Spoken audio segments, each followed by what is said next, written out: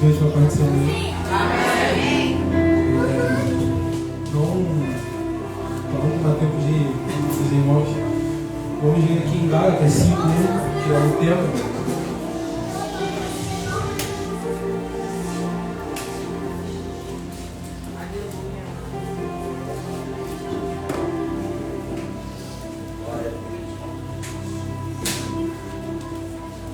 Todos acharam? Quem achou de amém? Amém! Que diz assim: firmemos, pois, portanto, na liberdade com que Cristo nos libertou. Não submetamos outra vez ao jugo da escravidão. Somente tem aqui, pode ser sentado. Glória a Deus, aleluia. Primeiramente, agradecer o convite. Não esperava. Não esperava de verdade. Mas como Deus falou um tempo atrás comigo, quando eu rejeitava uma oportunidade, Ele falou para mim até quando eu ia ficar fazendo mimimi para fazer algo dele. Então desde esse dia não tem como mais rejeitar. Mas vamos lá. Aqui Paulo é bem. Nós já vimos isso nas outras duas quinta-feiras, nós já aprendemos sobre isso. Sobre firmamos, portanto, na liberdade com que Cristo nos libertou. Não se submetamos outra vez ao jugo da escravidão. E quando eu comecei a meditar essa palavra, eu comecei a meditar e Deus começou a falar comigo.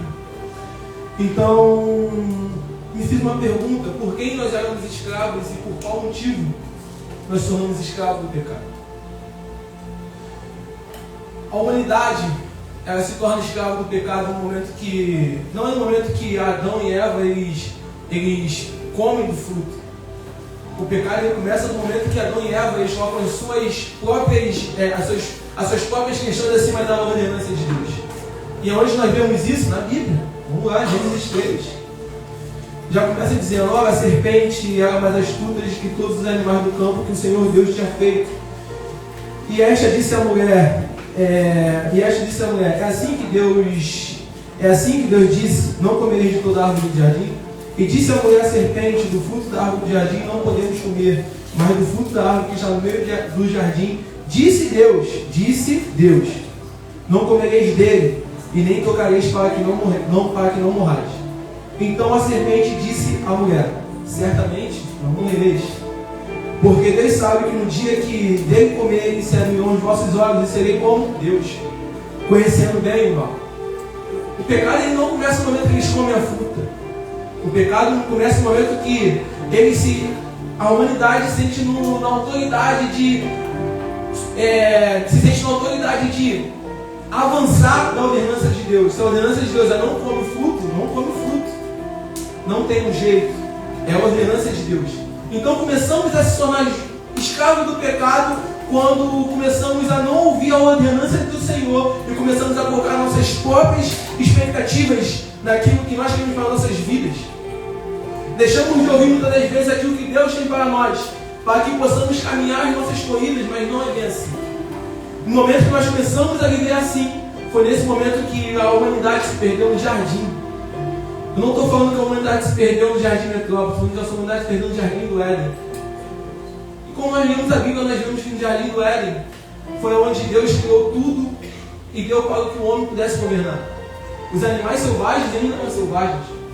As árvores davam frutos, não precisavam trabalhar como nós trabalhamos hoje para poder se alimentar. O Senhor descia toda a tarde para ter com eles. E mesmo assim, eles colocaram as suas questões acima da ordenança do Senhor.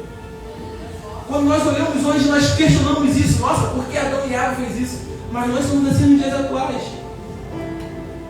Quantas das vezes nós passamos por cima das ordenanças do Senhor para que possam ser cumpridas as nossas vontades?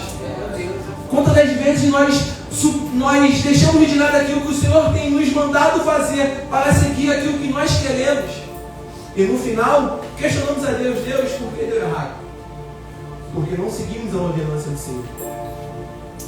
Mas o pecado, cara, ele é apresentado para nós de uma forma bem leve. O pecado ele não é ser apresentado como uma forma horrenda que ele é. Ele é apresentado para nós de uma forma linda, como a serpente apresentou para a mulher. Ora, sereis como Deus. Nossa, ser como Deus. Conhecereis do bem e do mal. Nossa, aquilo que eu ainda não tenho. É assim que o pecado dele se apresentado. Mas não é apresentado, sabe o que é? A condição do pecado. Não é apresentado, sabe o que? Para onde o pecado nos leva? Aqui no Éden, eles foram expulsos do jardim. Ser expulso do jardim é ser tirado da presença do Senhor. Tirado daquilo que o Senhor tinha colocado nas mãos deles para governar. Os animais que não eram selvagens, agora se tornaram selvagens. A terra que sempre produzia fruto para eles, agora eles tinham que trabalhar para produzir, para ter frutos da terra. Ora, a vida deles mudava completamente. E nós não temos entendido porque nossa vida tem mudado. Nós não temos entendido porque está sendo tão difícil. Se você não tem entendido porque tem sido tão difícil, entenda. Volte para a ordenança que Deus te deu. Mas vamos lá. Então depois disso, foi se quebrado o acesso diretamente com Deus. Então começa, vamos dizer assim, uma saga, né? Vamos dizer assim, começa uma saga da humanidade para que os seus pecados fossem perdoados. Na Bíblia nós vemos diversos tipos de sacrifícios por diversos tipos de motivos. Eu listei apenas 3 aqui, porque senão eu ficar aqui até... não é me vigir. O primeiro é a oferta pelo pecado, é um sacrifício para conseguir perdão de um pecado não intencional. Um sacrifício esse que era geralmente cordeiros, novilhos, como diz a Bíblia, quem não fala errado. Eram animais que eram sacrificados por causa dos nossos pecados. Mas olha, quem pecou foi o cordeiro ou foi um homem? Quem pecou foi a humanidade ou foi um animal inocente? Ainda mais que cordeiros fossem sacrificados, ainda mais que ovelhas fossem sacrificadas, um homem que errou, não foi um animal. Gabriel, então como nós quebramos isso?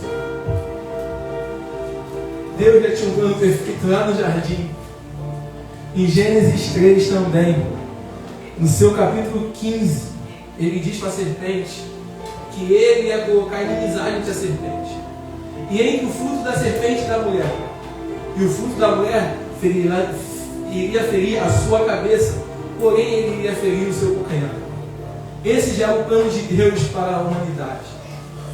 Quando nós começamos a analisar isso de forma bem específica, nós não entendemos. Mas quando nós vemos a Bíblia, nós começamos a entender. Em Isaías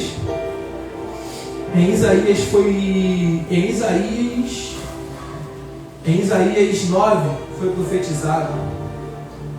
2 vem dizendo: o povo que andava em trevas viu uma grande luz, e sobre os que habitavam na região da sombra da morte resplandeceu a luz. Orando por 6 vem dizendo: porque um menino nos nasceu, um filho se nos deu, e o principado estava sobre os seus ombros, e o seu nome será chamado Maravilhoso, Conselheiro, Deus Forte, Pai da Eternidade, Príncipe da Paz. Do aumento desses principados e da paz não haverá fim, sobre o trono de Davi e no seu reino, para o firmar e fortificar com juízo e com justiça, desde agora para sempre. O que é isso? O zelo do Senhor dos Exércitos fala isso. Em João 1 vem testificando novamente. No princípio ele era o verbo estava com Deus, o verbo era Deus. Ele estava no princípio com Deus, todas as coisas foram feitas por ele, sem ele nada que foi feito se fez. Nele estava a vida, e a vida era a luz dos homens. E a luz resplandeceu nas trevas, e as trevas não a compreenderam. Aleluia, Jesus. Antes, nós não tínhamos mais esse acesso. Então Deus envia seu Filho Jesus com um propósito: curar os enfermos? Não. Fazer sepulcros se abrir, mortos voltarem à vida? Também não. Um propósito maior do que isso: nos dar a vida eterna, nos dar a redenção, morrer por nós para que nós hoje possamos alcançar a sua graça, morrer por nós para que hoje nós possamos encontrar com Ele. Mas isso não foi assim tão rápido, tão fácil. Para isso Ele precisou passar por dores essas que eram nossas, dores essas que era para nós que estamos aqui hoje carregar. No Getsemane, Ele sangrou sangue Ele sangrou sangue, ele suou sangue. Quando nós olhamos para a medicina, nós vemos que isso é quando a pessoa está num estado de agonia tão grande, mas tão grande, que ele começa a transpirar sangue. Mas já viu que agonia é essa? Foi o peso dos nossos pecados. Foi o peso das nossas falhas que estava sobre ele. Foi o peso dos nossos atos que estava sobre ele. Foi o peso que nós possamos encontrar a salvação que estava sobre ele. Em seguida, ele é levado, ele é açoitado. É colocado uma coroa de espinhos. Espinhos esses que perfumam o seu couro cabeludo. Quando não pudesse acabar, a veste que ele estava usando é retirada dele. Depois dele ser açoitado, depois dele estar num estado de hemorragia tão grande, retiram a sua vestimenta de seu corpo. Quem aqui teve machucado sabe como é difícil na hora de lavar o machucado e tem que tirar a gase do machucado, porque sabe como dói. Agora imagine a dor que ele sentiu. Imagine tudo aquilo que ele passou. Depois disso tudo, é colocado uma coisa em seus ombros. É feito ele caminhar por um caminho descalço. Caminho esse com pedras grandes que feriam seus pés. Depois de passar por tudo isso, ele ainda caminha pelo caminho, carregando a cruz, que o peso dela não era a madeira, eram as nossas falhas. Que o peso dela não era algum tipo de material, mas eram as nossas iniquidades. Depois disso tudo, depois dele chegar até o lugar onde ele foi crucificado, é pregado seus pulsos e é colocado ele crucificado naquele lugar. Ora, o Filho de Deus, aquele a qual tudo foi criado através dele, o Verbo, se fez maldito por amor a nós. Foi crucificado como um malfeitor por amor às nossas vidas. Foi condenado por causa de nós. Ele teve sede e tu acha que deram água para ele? Não, deram um líquido ácido para que a sua dor fosse maior ainda. Agora eu te falo, se isso tudo era para nós, por que nós não passamos por nada disso? Se essa dor era para que nós pudéssemos sentir, por que nós não passamos por isso? Porque ele se desceu do alto céus. Ele desceu dos altos céus para que se cumprisse João 3,16. Porque Deus amou o mundo de tal maneira que deu seu Filho unigênito para todo aquele que nele crê não venha conhecer, mas tenha a vida eterna. Esse era o plano. Essa sim é a obra que Jesus veio fazer aqui na terra. Esse sim é o propósito de Deus aqui na terra. Mais do que curar, nos salvar. Mais do que apenas libertar aquele que está endemoniado, mas deu uma vida eterna juntamente com ele. Esse é o propósito de Deus. Esse é o plano de Deus, esse é o plano de Deus que Deus foi dito lá em Gênesis 3,15, quando ele disse: você feriu ao seu calcanhar, mas ele feriu a sua cabeça. Depois disso tudo, Jesus morreu. Jesus diz: Pai, nas tuas mãos entrego o meu espírito. E ele morre. No momento que ele morre, o véu do templo ele se rasga. Está consumado. Glória. Glória a Deus. Encontramos a redenção. Está consumado. O que o pecado nos tirou, a dignidade que o pecado nos tirou, o direito que o pecado nos tirou, pelo sangue dele fomos restaurados. Aleluia! Glória! Glória! Obrigado, Deus! Obrigado, Deus! Maravilhoso! Aleluia! Meu Deus! Glória! Glória!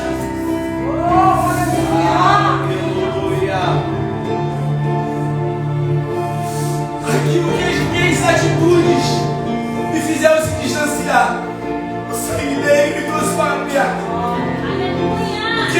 minhas caminhadas se afundam, as minhas corridas se fizeram se afastar dele. Mas o sangue dele me trouxe para perto. As minhas corridas me sujaram, me tornei impuro pelo pecado, mas o sangue dele nos lavou e nos fez mais alto do que a neve. Para que pudéssemos ser apresentáveis a Deus, sermos justificados por Deus através do seu sangue. E depois que ele morre, se cumpre Isaías 53. Porque ele crescerá diante dele como uma terra plana e como uma raiz de terra seca. Não tem forma nem formosura. E quando nós viermos a vê-lo, não haverá beleza para que nós desejamos. Ele é desprezado e é rejeitado entre os homens. Um homem de dor, familiarizado com a tristeza. E nós escondemos dele nossa face. Igualmente, ele foi desprezado por nós e nós não tiramos nada. Certamente ele suportou as nossas dores, ele carregou as nossas tristezas. Contudo, nós nos consideramos atingidos e feridos por Deus. Porém, ele foi ferido por causa das nossas transgressões, ele foi esmagado por causa das nossas iniquidades. O castigo que nos traz a paz estava sobre ele, e pelas suas pisaduras nós já fomos sarados. Todos nós, como ovelha, temos nos desviados e temos nos afastados, cada um para o seu próprio caminho. E o Senhor tem posto sobre ele a iniquidade de todos nós. Ele foi oprimido e ele foi afligido, contudo, ele não abriu a sua boca. Ele é trazido como um cordeiro para o seu matador. E como ovelha muda perante os seus criadores, está assim. Ele não abriu a sua boca. Mas o que mais me surpreende é que depois que ele morre, ao terceiro dia, ele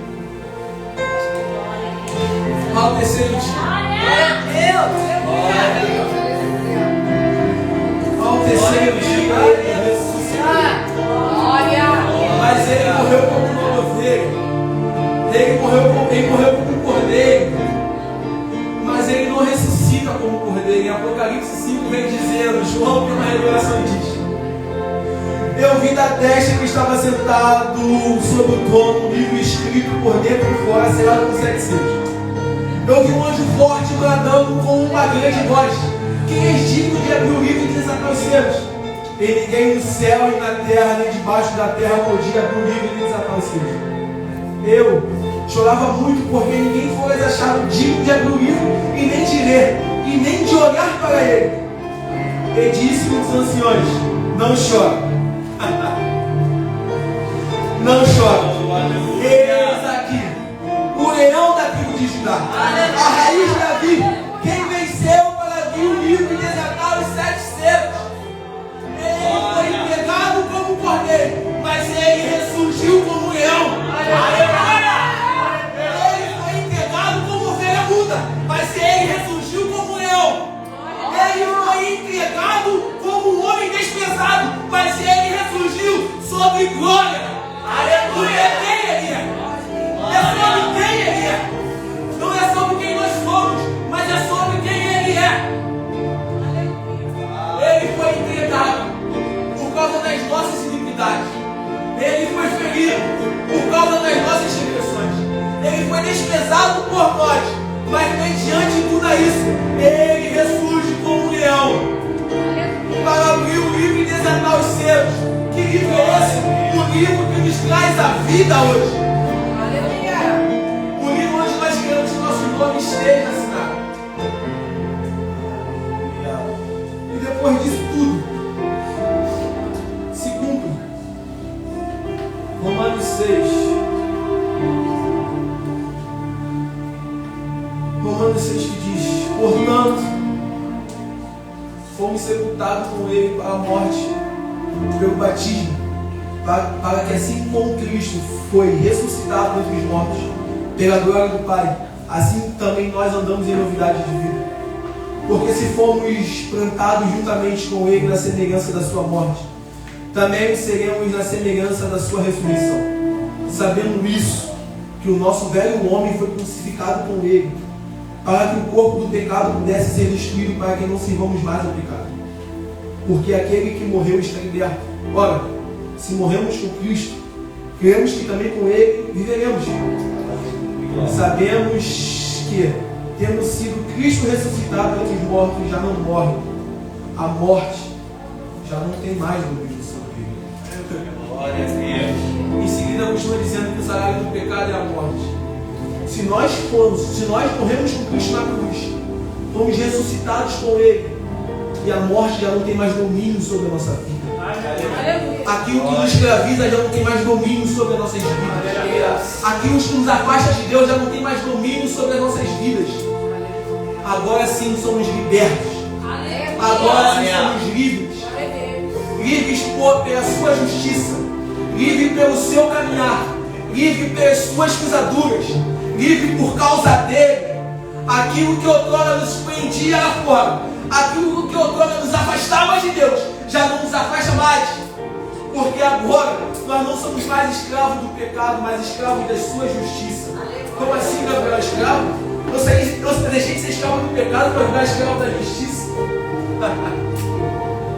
Escravo do pecado, você não tem dominância sobre si. Escravo do pecado, você não tem controle sobre os seus atos. Escravo da justiça é quando você começa a viver de glória em glória. Ser escravo da justiça é quando você começa a ser abençoado de forma que você não entende. Pode parecer bobo, mas eu precisava de um chuveiro e eu ganhei um chuveiro no trabalho. Escravo da justiça. Escravo da justiça é você abrir o seu armário e não ter o que comer, e de repente Deus enviar a provisão. Escravo da justiça. Escravo da justiça não corre atrás de bênção. As bênçãos vêm até ele. O escravo da justiça entende que as portas não vão se abrir porque elas já estão abertas, porque a porta é ele. O escravo da justiça entende que a enfermidade, independente de qual ela que seja, irá ir embora, irá ser repreendida, porque quem cura não é ele, e mais do que quem cura ele é a cura. Enquanto nós estamos introduzindo nele. Maravilha, Deus. Quando nós estamos introduzindo nele, pastor, as trevas não compreendem. Quando nós estamos introduzidos na luz, não há trevas. Quando nós estamos introduzidos naquele que é, não há nada que possa glória! Maravilha, Deus. Aí vem Paulo e diz: portanto, firmemos, portanto, a liberdade com que Cristo nos libertou. Não sujeitamos outra vez ao jugo da escravidão. Então não sei o caminhar das pessoas que estão aqui hoje, e nem o que te trouxe até aqui. Mas eu vou falar uma passagem que todo mundo conhece, que é a passagem do filho pródigo. O filho que chega ao seu pai, pede a sua herança, vai curtir a sua vida, e aquilo que ele pegou acaba. Em um momento, ele está ali com os porcos, ele começa a desejar comer as bolotas que os porcos comiam. E ele tem um start e pensa: olha, os servos do meu pai estão se alimentando melhor do que eu, então eu voltarei para o pai. Quando o filho volta para o pai não está dentro da casa, o pai está na porta do espelho. E quando o pai o encontra, o pai diz para os seus servos preparar uma grande festa, e ele diz: porque este meu filho estava morto e agora ele vive. Glória a Deus. O Senhor nos resgatou. Nós estávamos mortos, agora vivemos. Nossa, Gabriel, mas eu peguei aquilo que Deus me deu e eu decidi viver a minha vida. Eu não sei como voltar. Vergonha não é voltar para o pai. Vergonha é continuar comendo as bolotas dos porcos. Meu Deus. Vergonha não é estar perto do pai. Vergonha é estar vivendo uma vida a qual ele não te deu. Vergonha não é de certa forma passar por cima da ordenância do Senhor. Vergonha é entender o seu erro e voltar para a ordenância do Senhor. Aleluia. Se queremos ser libertos, precisamos viver na ordenância do Senhor. Se queremos ser libertos, precisamos entender o sacrifício que Ele fez e como foi difícil para que nós possamos estar aqui hoje. Ora, é muito fácil falar de algo que aconteceu há muito tempo atrás. Nós nem pensamos nem nascer. Essa é a verdade. Mas é um sacrifício que tem validade até hoje, para sempre, e sempre, e sempre, e sempre. Glória a Deus. Eu não sei o caminhar de cada um aqui hoje. Eu não sei o que trouxe vocês aqui hoje. Eu não faço a mínima ideia. Eu posso ser bem sincero com vocês? Também não quero saber. Porque quem é de interesse, ele sabe. E tem falado nos seus corações. Eu não sei o caminhar de vocês. Eu não sei o que vocês têm feito. Mas hoje o convite é: volte para a ordenança do Pai. Volte para perto do Pai. Glória a Deus, aleluia. E jamais abra mão da sua liberdade que foi conquistada em Cristo Jesus. Nós somos herdeiros e cordeiros de Cristo através dele. Então, como uma vez o Senhor falou para mim: Gabriel, o sacrifício que eu fiz por você foi muito difícil para eu te perder tão fácil assim. Da mesma forma que o Senhor falou comigo, eu falo para vocês. O que o Senhor fez para a vida de vocês foi muito difícil. Glória. Para que vocês se percam dessa forma. O convite é esse. Eu quero convidar aqui, se há entre nós